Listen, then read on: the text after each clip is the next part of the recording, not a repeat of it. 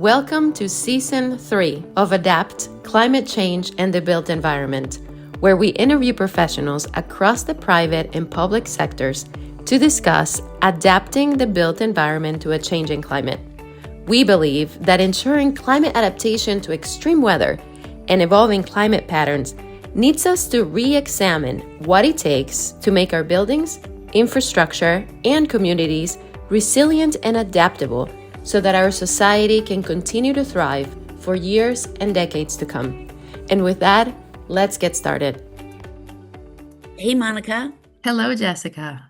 So today we are talking to Nicole DeNamur. She is a lawyer, but she is also a consultant and a professor. And so we talked to her about all kinds of climate-related issues. Yeah, we dive into WELL for the first time in our podcast, a building certification that focuses on the health of the occupant. And we learned that most of us spend 90% of our time indoors. I think about it and you're like, okay, yes, between sleep, work, and everything else, I probably spend 95 or 96% of my time indoors, which is why I love to have the windows open, but that's a whole separate conversation. We also talked to her about climate-aligned contracts, which of course I love because that's one thing I talk about all the time, both in my general litigation practice and specifically when talking about climate change in the built environment. It's all about your contracts. She really gave us a different lens to be thinking about how our climate goals can be achieved through our climate-aligned contracts. And not only contracts, but also leases, and how different clauses on different leases with tenants can actually help mitigate and adapt to climate change. So just a really fun, interesting conversation that's addressing a lot of the issues we've been talking about, but from a slightly different angle. I learned a lot today. Me too.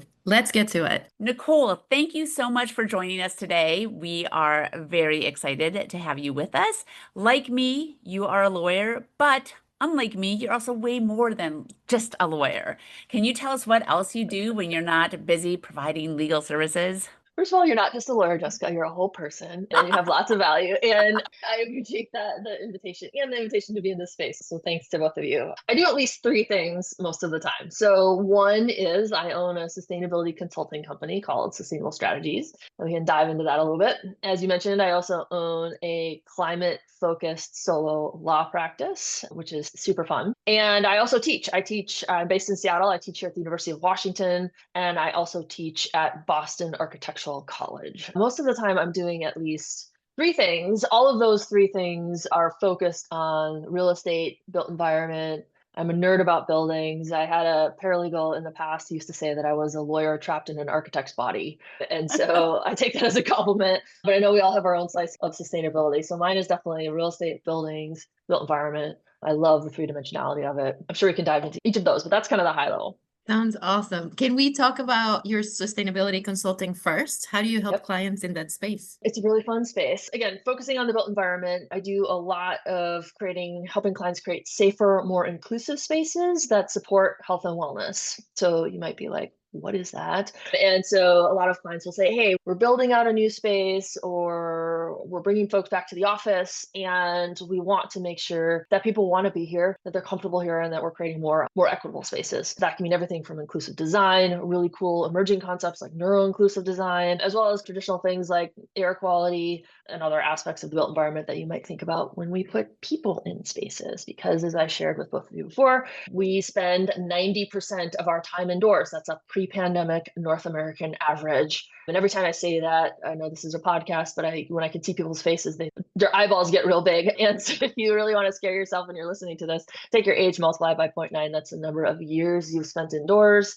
Again, that's a pre-pandemic average. So for most people, it's a lot higher. And I always challenge clients to think about the time and thought that they put into the quality of those spaces. So that's what we help folks do, in addition to more traditional sustainability consulting services. So that could be like sustainability planning to the extent that ESG still exists, which we can talk about. We do a little bit of ESG planning. We also do a lot of partnering with other sustainability consultants. So I'm brought in as that expert on health and wellness, healthy buildings, and things like that. Work a lot under the WELL building standard, which I can talk a little bit more about as well. It's really fun to do some of these teaming opportunities with other sustainability consultants or other contractors, designers. It's one of, I think, the real joyful surprises about going into consulting is the opportunity to put together really diverse teams. And something that's worth mentioning and is important to me is that both of my companies are certified LGBT business enterprises. So we are certified diverse owned firms. That's also a really great way to engage with those diverse chambers and other business enterprises. Particularly, we're recording this during Pride Month. That's something that's important to me to share about both those companies. Yes, cheer to the diversity and representation. It is interesting, as you were talking about that, Monika and I, again, Monika has spent her whole career in the built environment, so I don't want to speak for her. Me,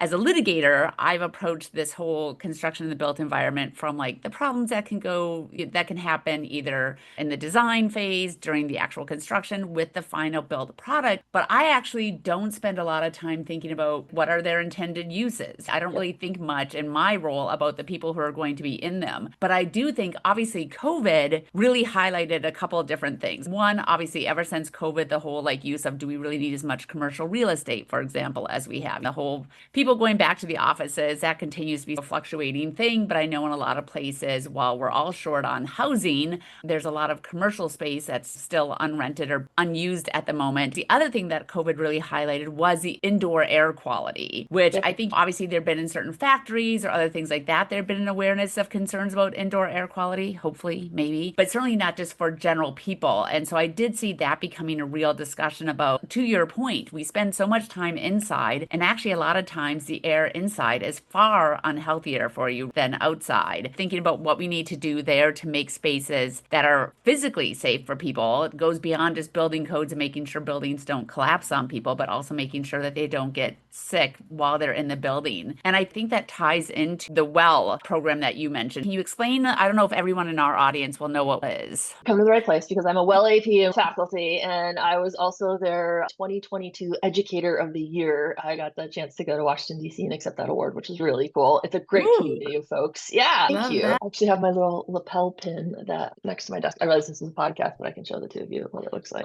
That is beautiful. Ooh, it is very Congratulations. cool. That's a big deal. Audience, trust us. It's very cool. It's very cool. Yes. So the WELL building standard is, if folks are familiar with LEED or other third-party certification programs, you can think of it as something that's similar to that. We like to think of it as an evidence-based roadmap to create people-first places. And so what we mean by that is just what you were talking about, Jessica, centering kind of humans in the conversation around workplaces, residential spaces, and others. So we think exactly about the aspects that you're talking about: air quality, water, nutrition, the things that are available in the space, a lot of support for mental health support, community. How do we think about benefits that even go beyond the four walls of the building? Air quality is obviously a really big part of that. It's something that I think is super interesting in my work, both as a lawyer and as a consultant, because we are seeing, as you mentioned, building codes. I think we're going to see indoor air quality regulated, hopefully in the near term, at least in some aspects. Minds are also always blown that there are limited exceptions to this as always, but generally speaking, indoor air quality is not regulated in the US. You're responsible for that on your own, whether it's you're an employer or whether it's I live in multifamily myself. I'm responsible for my own air quality. And there's a lot and a growing body of research that demonstrates the impacts to folks and the disproportionate impacts to folks from poor air quality, and the lift to improve air quality is actually pretty low. Folks like me are very strong advocates for improved air quality, as well as other factors that are within, for example, the WELL building standard, which is organized around 10 concepts and then a variety of strategies and features that folks can implement to get their projects certified. So those would be, again, things that you would imagine: air quality, water quality, the access of the type of nutrition that's available, active design, more equitable spaces, lots of things from new parent support to how we think about spaces. So it's really cool. It's also a great community of folks. I have strong ties with that organization, and it's a big part of my work as a consultant as well. Can I ask again, because this is not an area I know well at all. Number one, I mentioned COVID, but also the other thing, especially like being in Wisconsin, although this also impacted places as far away as New York, the Canadian wildfires and that smoke all of a sudden becoming a problem inside and out, of course, tying this all back to climate change. The increasing threats of wildfire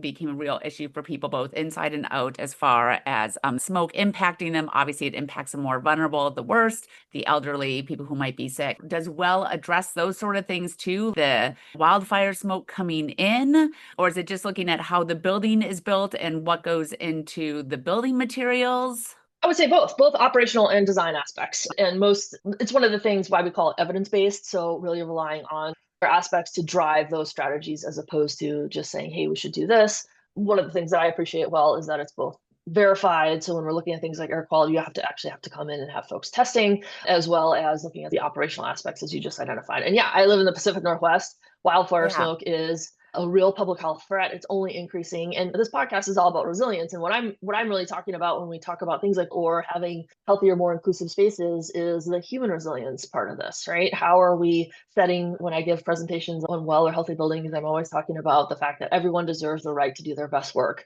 Everyone deserves the right to safe, healthy spaces. And that term safe for lawyers here is one that kind of shifts. And we're going beyond life safety issues that we think about. I guess more acknowledging that things like air quality are life safety issues and really expanding our thinking around that. I tell folks, particularly here in Seattle, you'll never not need an air filter. As I mentioned, I live in multifamily. I have one of those kind of standalone things. And I always tell folks, we're only going to need, unfortunately, these types of tools more and more, as well as, again, I think we talked about this before, air conditioning in places like Seattle was typically not something that folks needed. And now we're facing, I've lived in Seattle 20 plus years, consecutive 100 plus degree days. There's lots of disproportionate impacts of these things. We need to be thinking about how to keep our entire community safe. But I think what part of that is really expanding what safe means and looking beyond life safety code compliance things as like electrical, plumbing. Those things are super important, but also how do we look at air quality, water quality? We've seen this play out in real time in a variety of cities. And it's only a matter of time before we find, I think, just how detrimental water quality is in other spaces. Wildfires are definitely top of mind consideration, and things like other standards, other just tools, best practices, I think should evolve. And you mentioned, and we've been talking about occupants, but when we also think about healthier building materials, and we could think about that as like low VOC, and for folks, if that's a new term, that's volatile organic compounds. It's one of the most common,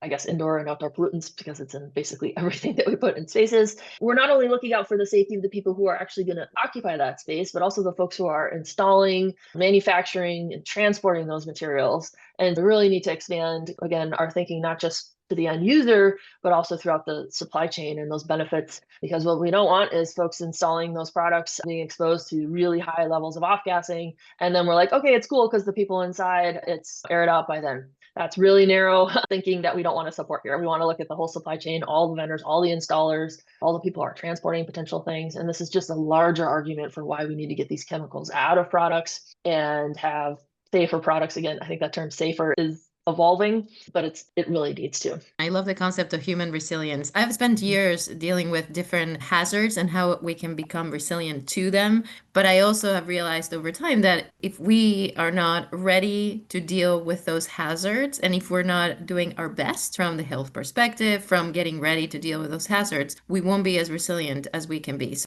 really, I'm a YP, but far from being a well faculty. But after taking the well AP test, when I sit in a brand new car and I smell, I think about it differently because I know that they're not good for anyone's health. So I admire the work that you do and all that spreading the word on well. A book that I've started, but it's rather depressing, so it's hard to get into sometimes. But there's a book called There Are No Accidents, The Deadly Rise of Injury and Disaster, Who Profits and Who Pays the Price. It actually starts off talking about like pedestrians versus cars. And when cars were first introduced, they were viewed as a danger, not pedestrians.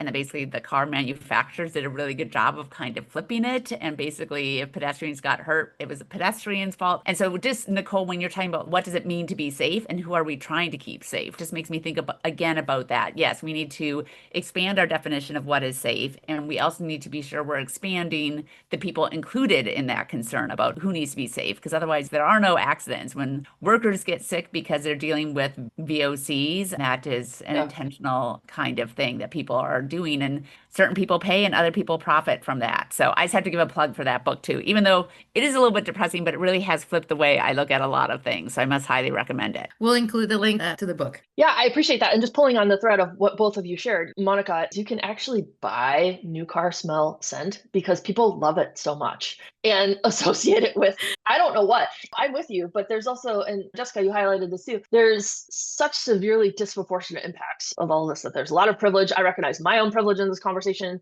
We look at the way when I talk to my students is common levels of pollutants can be 2 to 5 times higher indoors than outdoors, right? So we like bring all of this stuff. VOCs is just a great example because they're so prevalent inside, and then we trap ourselves inside for long periods of time, right? Up to 90% of our average day. And so there's this like, why are we doing this? And to the accident book, Jessica, I haven't read that particular book, but this could get into a much longer conversation, and you should bring people who are better versed at this than I am. But this is why we have flame retardants in everything from couches and furniture to like baby clothes, is like related to the tobacco industry and things like that. It wasn't ever, oh, we shouldn't be smoking indoors. It's that, oh, we have to put flame retardants on everything. There's lots of examples of these types of conversations, of the kind of interweaving of challenges. And I have little to no patience for this. We have to do it this way, or it's always been done. We need to start really moving these chemicals out of particularly our indoor spaces and thinking a lot more about how we talk about safety. And this gets into a lot of greenwashing and more conversations, but I'll try to keep us on track there. But I appreciate both those high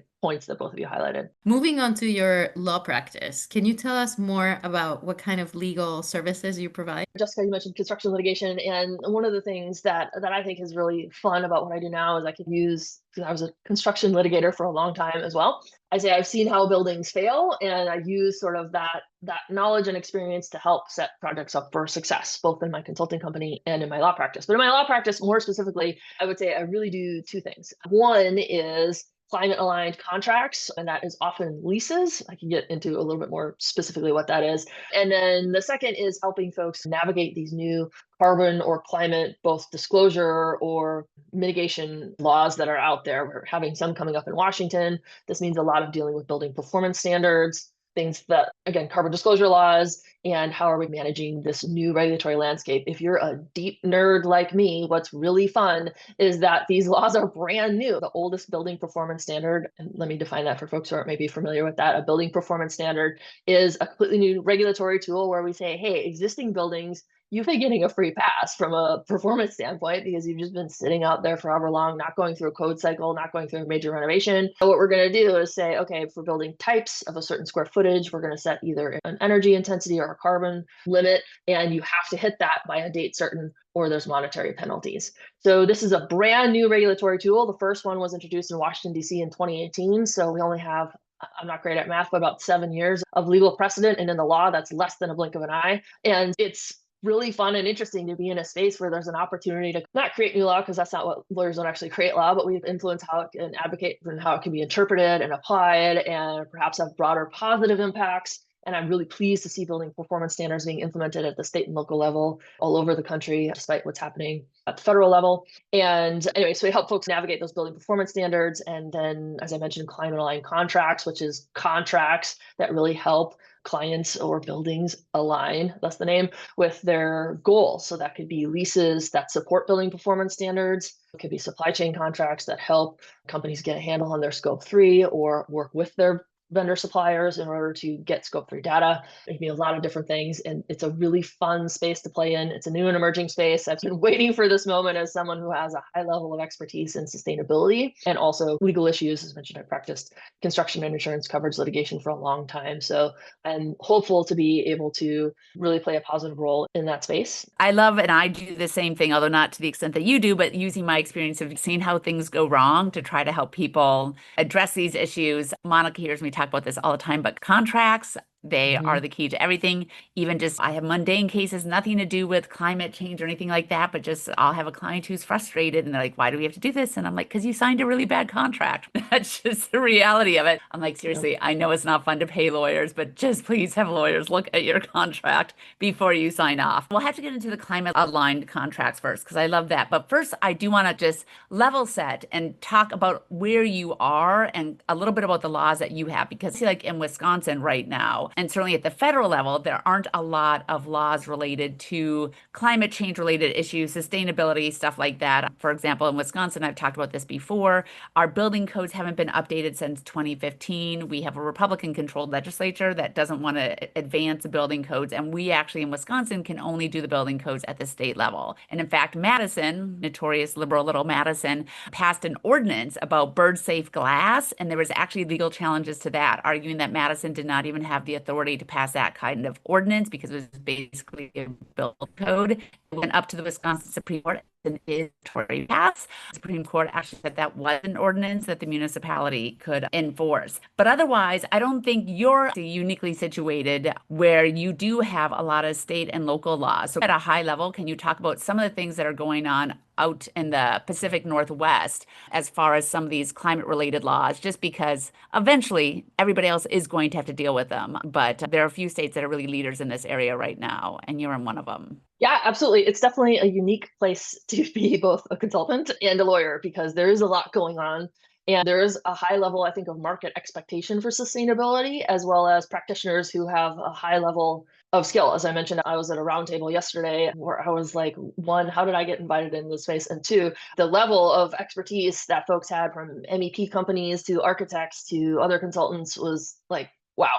So that makes for an interesting place to work. I'd argue you've got a lot of opportunity in Wisconsin there, Jessica, but I understand the challenges as well. I'm from Wisconsin. It's my home state. To answer your question, so here in Washington State, yeah, we've got some cool stuff going on. And we've also got laws that are coming up the coast. And the unique thing about, I think, working in climate is climate doesn't respect jurisdictional borders. And so you have to have an understanding of what's going on in this is not exclusive to climate, I should say that, but it does, I think, show up at maybe a heightened level. Things that are happening in California are impacting businesses in Washington. And we also have this trend where California influences Oregon, influences Washington, or in that way up the West Coast. Drilling down a little bit more specifically, here in Washington State, we have the Climate Commitment Act, which is very great and helping us. And we also have, as I mentioned, a state level, I have to get this right, building performance standard called our Clean Buildings Act. So buildings in Washington State over a certain square footage have to comply with our targets. And then the city of Seattle just implemented its own emissions, so carbon-based standard, which we affectionately call BEPS. We are like Colorado, where we have a state level and then more at the local level, which leads to some interesting dynamics. And another point that I think is important when we're thinking about state level legislation is what I do see is these building performance standards in different states and localities. And then it can be challenging because we end up with sort of a patchwork of legislation, right? This is why when I talk to my students about how, for example, cars are regulated at the federal level, that's really helpful because cars cross state lines. One type of car is sold in multiple states, and it doesn't have to be revised for every state with limited exception. What we're challenged a little bit with right now as carbon and climate legislation is in its infancy is seeing kind of a patchwork, which can make it difficult when, for example, if I'm working with a client who's like maybe a developer with assets in states with different building performance standards, different carbon disclosure laws, there might just be little differences in them. And so how do you think about things like leases? How do you think about strategy for your overall portfolio? How do you think about maybe vendor supplier contracts? How do you think about getting the data you need to comply with, for example, what's coming out of California, SB 253261, which is their climate disclosure laws? I'm speaking really generally about these things, obviously, but so it can be challenging, right? And so this is the argument for federal legislation of these things because it can create consistency across the country. We're not seeing that. We're instead seeing states and local governments move forward, which is a good thing because we need to move forward. That said, I think there are challenges. So I'm really excited about what's happening here in Washington. We also have a really robust, you mentioned the energy code. We have a really high energy code. We're also looking at things like embodied carbon legislation.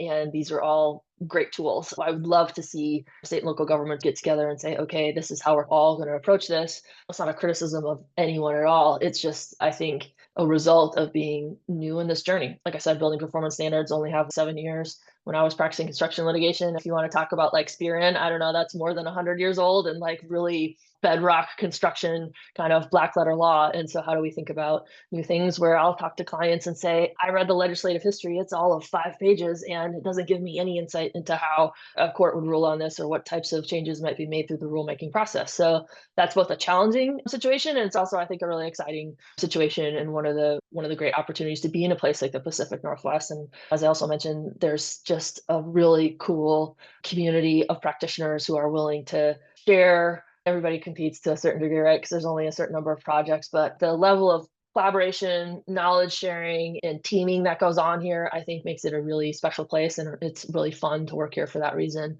But as you mentioned, we're also facing a lot of challenges. And we need that type of collaboration, I think, to move forward. Let's dive into the contracts. And did you call them climate aligned contracts?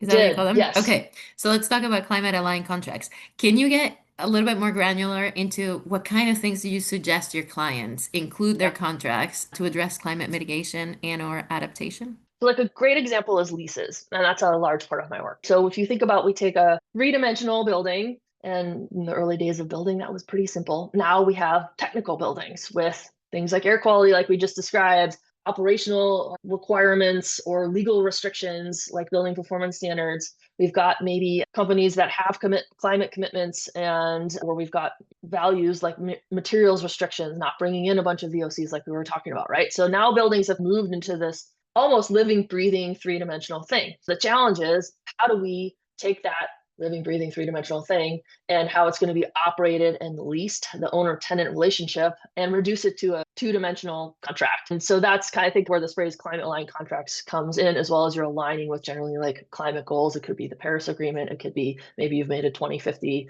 commitment or something like that. So in the context of leases, drilling down, that would be things like setting energy budgets for tenants, right? If you're an owner, building performance standards, the legal obligations always fall to the owner. This is one of the consistencies among building performance standards. The owner of the building has to comply. And so this is really an opportunity, I think, for owners and tenants to rethink their relationship and start working together. Perhaps in the past, it's been a little bit of an adversarial relationship or at least some tension. And so now we've got these legal requirements as well as a lot of tenants with their own climate commitments. And so let's think about how these spaces are being operated and managed in a way where everybody's working together and ultimately getting what they want, which is working towards climate action. In those leases, to make those contracts climate aligned, we'll do things like, as I mentioned, owners setting energy budgets for tenants in a multi-tenant space, owners having access to things like tenant data if that's not otherwise provided by a utility or other source, right? Because owners need tenant suites individual data. And a lot of times tenants will also want building scale data if they're making decisions about where they're going to lease in order to meet their own climate goals. It could be other things like, again, tenant improvements. Do you reuse or recycle materials when you come in and do a tenant improvement, when you lease a new space, as opposed to just our facilities folks just trash all this stuff and we put in our standard stuff? You could limit those types of environmental or often embodied carbon impacts, or also reducing the types of flooring materials, for example, that might be high VOC content and instead requiring lower VOC content in order to keep those spaces safer. You can manage all of these things through leases, as well as some of the more traditional kind of like janitorial services using less harmful cleaning products and things like that. And I'm always challenging folks to think ahead. We've always thought of building performance standards, at least for the past 7 years, as focused on energy. But I think very soon we're going to be measuring and restricting the use of water in buildings. Not most areas are water stressed. I'm actually looking out at Puget Sound right now, but we are in a water stressed state for a variety of reasons. Asking clients to look a little bit more forward because leases can last 7, 8, 10, maybe longer. And how is the regulatory landscape going to change in that time? Looking at just the example of building performance standards, that's something completely new that came up in that amount of time. That point about water usage, that is a really good point. And you're right. We think about it. We all talk about Arizona, where they're not allowed in certain areas even to start new developments if they can't find their own source of water, yada. Even forget big ag or housing developments, office use, offices around the nation. I'm sure we consume a ton of water, and I had not thought about that. It is interesting, and this is not something that I know at all, but I have read that, speaking of like the operational carbon, right, as opposed to the embodied carbon, the carbon that we emit in the building, in the actual construction of a building. The operational carbon is more while it's in use. But I have read several things talking about like building facilities or building operations really being an area people used to think about. Oh God, I'm dating myself now, but that old show, I think One Day at a Time and the Super, right? Like just somebody who comes in to unclog the toilets or something. But now actually that's going to become a very sophisticated, very high tech kind of industry and profession where people really do have to understand a lot about buildings. And of course, as everything gets more high tech too, but just how to keep an eye on the operational carbon. And to your point, possibly also water use. I don't know, is gray water, is that part of like when you talk about climate aligned contracts and leases, is gray water kind of reusing, recycling water? Is that something you're seeing? It can be, yeah. And particularly here in the Pacific Northwest, we're fortunate to have a fair number of, for example, living buildings or buildings that are of that level or caliber of sustainability. And gray water is a large part of that. And you want to manage through at least kind of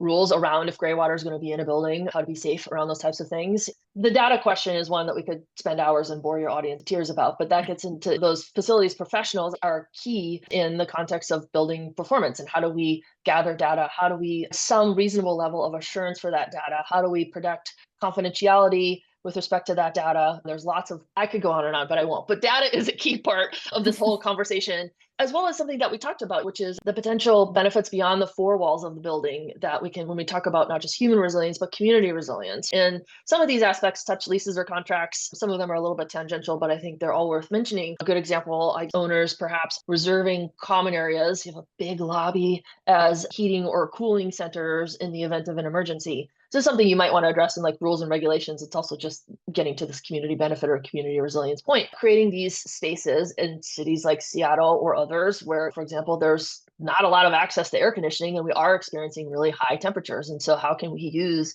these spaces as ways to create broader community resilience, and also thinking more broadly? As I mentioned, I think the latest data I saw was that the average lease term in Seattle was about 7 to 8 years now, which is shorter than our average because the market is what it is. But think about how much the climate is going to change in that amount of time. And I think what's the really fun and interesting challenge, you're asking about my work, is how do we create clarity through contracts, but also allow for enough flexibility to acknowledge and recognize that technology is changing really quickly. And so things that, aren't available now may be available within a lease term. Or we're going to need to really think about, okay, we're going to set an energy budget for a tenant, but the HVAC and other loads of the building are going to change significantly because it's going to be warmer. And so how do we say, okay, this is your budget in a way that's clear and fair and kind of enforces or supports collaboration, but also affords some flexibility for the fact that we know the climate's going to change. There's, I think, a unique challenge there that we don't see in a lot of other contracts just because things aren't changing quite this quickly in a lot of other industries. And I see leases that say compliance with all laws. And it's like, what is that right now? Because we have so many new carbon and climate laws coming out, which is great. Let's try, let's innovate, let's do new things. But you have to provide some flexibility within that clarity. And that's a really unique, I think, legal challenge that is something I'm running up against in my work. You mentioned Living Building Challenge. I know you're in Seattle. I have never been to Seattle, but someday when I go, I want to visit the Bullitt Center, which was one of the first living buildings, I think. On that topic, living building, well, I'm sure you probably get the question, what's the premium for a developer to incorporate or living building? How do you measure the return on investment from incorporating living building? How do you measure the health of the occupants, the happiness, the well-being, the human resilience? I would say you can, and we are improving the ways that we can measure those things. And also, I challenge my students to think about, we have to change our spreadsheets. The cost of an action is, I don't know if I coined that or not, doesn't matter, but people should use it, because the cost of an action is what I think about is exactly what I said. Like, if we're not building in resilience, what is the cost of, what are the losses associated with it? This gets into conversations around insurance and the insurance industry participating in resilience. We could spend hours and hours on that. And I know you've had one or more professionals talk about that. But I think we're thinking about what's the return on investment, what's the benefit. Those are great, rich questions. I don't have all the data on the tip of my fingers, but we can show improved things like rental rates, longer lease terms, for example, healthier buildings. But when we look at things like living buildings, I've been to the Bullitt Center many times. I take my students from the University of Washington through that project and we tour it every year. I think it really challenges us, and other living buildings, challenges us to think about how we think about a return on investment. And what are we investing in? Are we investing in the future? Are we investing in human health? Or are we just looking at, I'm going to hold this asset for this long, I'm going to sell it, and I want to maximize my value? I think that type of short-term thinking has traditionally ruled the day, and it's not going to for much longer. And so I guess there's data and folks have studied this, and yes, but I also challenge folks, like, we've got to change our spreadsheet from this is profit and loss, to things like human resilience, to things like proactive risk management, to the community benefits we were just talking about, to projects that we don't have to rebuild because we were able to actually build resilience into them, or there was a significantly less damage because of all of these different aspects. Wildfire smoke, people have places of refuge as opposed to having to then go to urgent care. They can actually be inside and be quote unquote safe. If I wanted to share one thing, it's challenging ourselves to think about return on investment in a longer term, broader, more community scale that incorporates health and wellness and inclusive design. And you will find that these projects definitely meet that mark. And that's why we're seeing them in places like Seattle. And we have multiple really high performing projects here. And I hope to see that in an educational way as well throughout the country. I love that idea of expanding the spreadsheet. For example, worker productivity is something, and we've talked about it in the context of extreme heat or wildfire smoke, but most employers, until they can replace us all with robots, worker productivity, like that's just a very simple self-interest kind of thing. Look, you want to make sure that your offices are as healthy as possible so that you don't have employees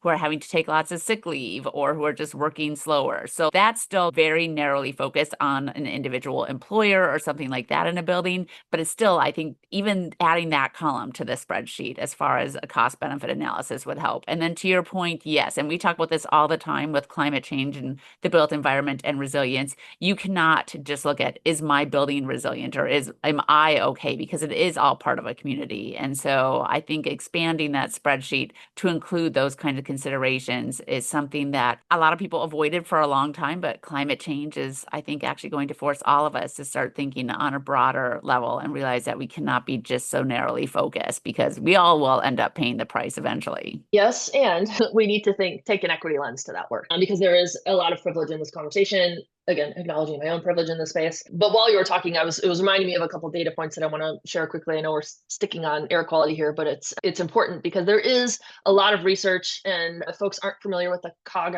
study, which is short for cognitive function, I encourage folks to look it up. I can share it with you all, and then you can put it in the link. But a couple quick data points, which is that some researchers at Harvard School of Public Health partnered with Syracuse, and what they did was they basically took folks who were knowledge workers, and I think a really good, which is I call them email slingers. I'm an email slinger myself.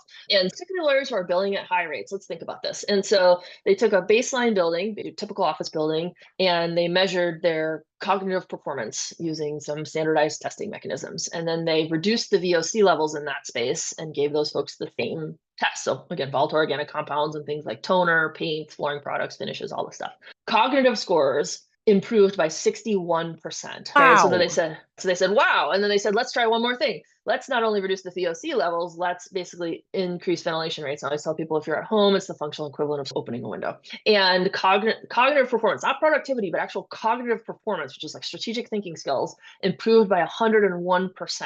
And so people could think more clearly and make better decisions. And so the highest kind of aspects of they test different aspects of cognitive performance were for things like crisis response, information usage, and strategy. And I don't know about you all in your work, but those are things that I want to be doing my best at, particularly when I'm building clients for that time. And this is why we think about things like 911 call centers, people who are making and need to make life-saving or changing decisions quickly. Air quality is a great one to lead with. I don't know why this research hasn't gone on as much as it should. But again, it's the COG study. People can go and look at it. It comes from a book called Healthy Building. It's also, I guess I should say, it's also published in a book called Healthy Buildings by Joe Allen and John McCumber at Harvard. Also incorporates this research as well as the other programs. So there's a lot of good research, and this could get into larger conversations around risk management and things like that. But I'll just maybe leave it at that for today. Fascinating. We'll include both links to the study and to the book. Let's move to the teaching part of your expertise. What do you teach? I teach two things. So I teach here at the University of Washington, which I hold very near and dear to my heart because this is a class that I made up and I really fought for. And so it's called Risk and Reward in Sustainable Development. And it's an inch deep, mile wide, the legal issues interpreted very loosely that touch sustainable building. So we talk about things like a lot of the things we talked about today: contracts, the AIA documents and others, ADC docs, federal, state, local regulatory framework, ESG, inclusive design. I mentioned neuro-inclusive design. We talk about, I don't know if I mentioned insurance already, leases. We talk about all the different air quality. We talk about healthy buildings. My goal is, and I should mention this, I'm housed within the Department of Real Estate. We actually have a Master's of Science in Real Estate here at the University of Washington. There's a handful of programs around the country. So I'm intentionally within the College of Built Environment, teaching built environment professionals about this stuff because I want them to be able to identify and solve these problems, or at least be able to elevate them if it's something that needs to go elsewhere to maybe like a building technology professional, maybe to their legal counsel, maybe to their insurance provider. Their final project is wrapped up in this is they take one of the issues that we talked about in class. It could be a common question I get from my students is why isn't every building a green building? air quotes, this is a podcast about green building, just using that to oversimplify. It's not my favorite phrase, but it's what we use. And it's a great question, right? There's lots of reasons every building is not a green building. There's also lots of reasons why every building should be a green building. There's also a lack of a common definition as to what that means. But anyway, so they tackle that and they try to answer it. They have to work with mentors. And I tell them the only wrong answer is if they don't explain their answer. We want to encourage them to dig into the research. We want to encourage them to engage with other professionals and to try to tackle these big challenges. Because I think, what I'm seeing, having just finished my 11th year teaching these folks, is we can predict only a certain percentage of the challenges that climate change will present these future professionals. And my percentage number varies, and reasonable minds can differ on this. I would give it maybe 60 to 65%. We know there's an unknown out there of the things that these folks will face. And so we need to teach them to identify, be problem solvers, and look for information, right? And so we try to do that. It's really fun. And then I should mention, I also teach at Boston Architectural College. They have a great program, which is a master's in design for human health. So leveraging a lot of my experience with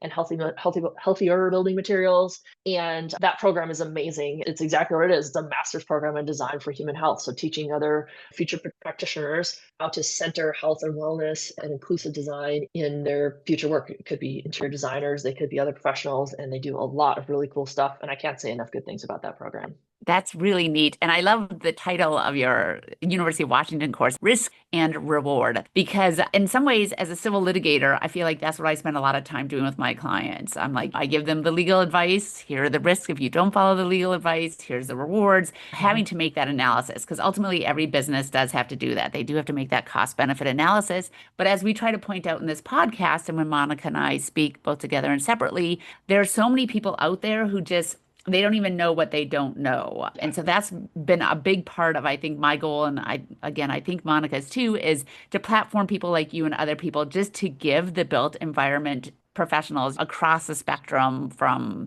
manufacturing to construction to developers, owners, all of that, architects, engineers, lawyers, just an awareness of we do not have the answers for everything. To your point, nobody has the answers because, we're still figuring out the consequences. And as climate change, as the climate changes more, we know some of the things that are going to happen, but we don't know everything. But at least to be thinking about these things, to be aware of the resources, to be aware of even just all the different parts you have to think about. Even this entire conversation has made me think more about the people who occupy buildings, which is usually when we're talking about the built environment and climate change. That's really not the part I have focused on. So I think that's really exciting. Have you seen among your students, you've been doing this for 11 years, is this an area where you think more students are interested in and seeking out and demanding classes that address climate change in their profession? Yeah, absolutely. My classes have been capped at 35, and we've had requests at least this year and last year, at least those 2 years, increase enrollment so that more students can take the courses. And we have another sustainability course that's taught by Chris Helstern, who's a good friend and very experienced practitioner. He's an architect who teaches a climate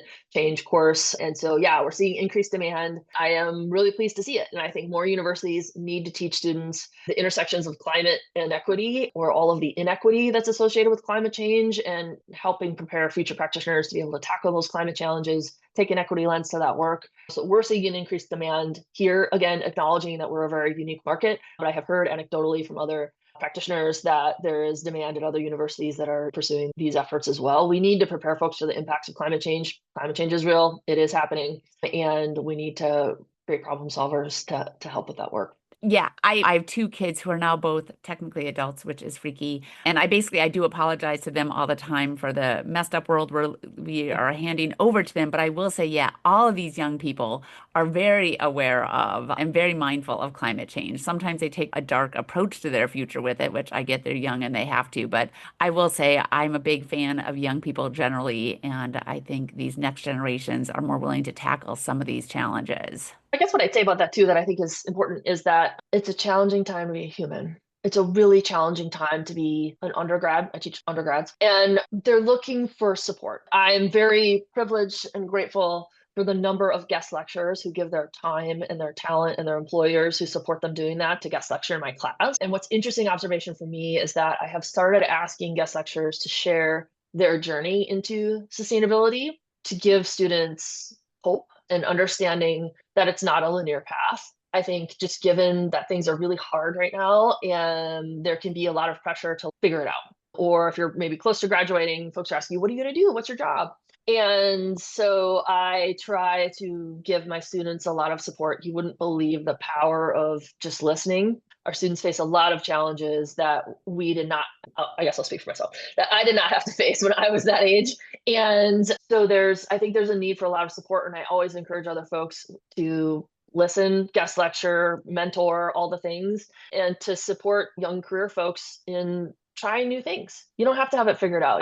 One of my guest lecturers talks about how she started out, I think it was like counting fish in wells or something, and then now she's an executive at a great consulting company. And it's a winding path, and I think it's important for early career professionals and students to know and understand that, and to not have it all figured out, because I think there's a lot of pressure to have it all figured out, and it's also just a really hard time for them. I think that understanding is really important. I think you're touching again on human resilience. Yeah. Without mentoring, without supporting, without having a community, we can't have human resilience, and therefore we won't be as resilient as we can be to deal with all these different disruptions that we're about to face. We can't let you go without talking about Willow's Clause. Can you tell us more about it? I would love to. And I should have mentioned this when I was talking. A really cool organization that I got the privilege of being involved in is the Chancery Lane Project, and we can link that as well. But they are a group based out of the UK, and they developed a series of climate aligned clauses. They're open source. Everyone can go in and use them and find them. And they relate, so they're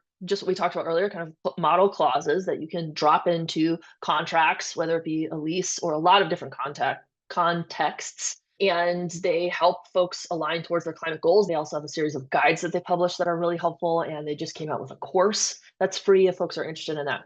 I give that background because that's how we get to Willow's Clause. So these were developed in the UK, as I mentioned. And then there was a group of pro bono lawyers, or lawyers who pro bono transposed those clauses to US relevance and market demand, right? Because the UK and the different laws and things like that. And so they needed to have some revisions. And I was privileged enough to tackle one which relates to embodied carbon in construction. And so it goes about giving some guidance on how owners and contractors can set a budget for embodied carbon, work towards that, and some options for that. A really cool thing about the Chancery Lane Project and how they structure this is if you go on the website, you'll see that the clauses have names. And the idea is that the lawyers who drafted them or worked on them can then name them after their kids or kids in their life who are important to them, or to looking to a future generation. I don't have kids, but I have the world's coolest superhero rescue dog, and her name is Willow. She's famous all over the place because if you follow me on LinkedIn, she's on my videos. She's been on many webinars and webcasts with me.